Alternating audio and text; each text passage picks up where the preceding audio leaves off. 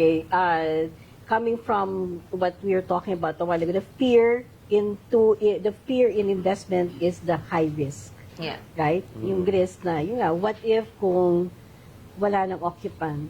Paano kung hindi ko may benta? Okay. So now, what we did is that we already made the income predictable. So to cut the long story short, instead of still thinking if the rate of the rental, okay, will fluctuate or and so forth. There's no occupancy, baka hindi magandang pagka-manage, no more. Okay? So this, what we did with the properties that we've lined up, already comes with a fixed income. It's a guaranteed income already.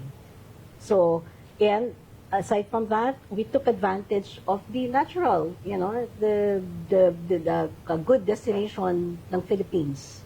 So it's tourism-backed that the properties that are lined up are all in the major destinations in the Philippines, like Ross Boulevard, Bay City, Boracay, Palawan. Okay, so that means there is really a demand, real demand. Okay. And automatic real income yon because it's also fixed income, hindi na speculated, okay? It's already guaranteed. So yun yung mga evolution ngayon. Things that you know has been a problem, so we fix it for you.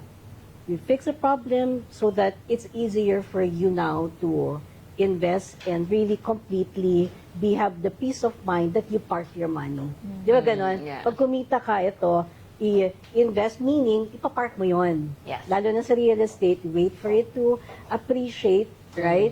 But at the same time, because nga you want also to get something regularly as an income, may passive income ka, lahat yon, you put it all together, but we evolve into more advanced way of giving the income by way of fixing the remittance, okay? So, fixed na, you don't have to worry about anything anymore. So, yun yung direction ngayon to make sure that the clients, the investors' investments are, done not just of value, but peace of mind.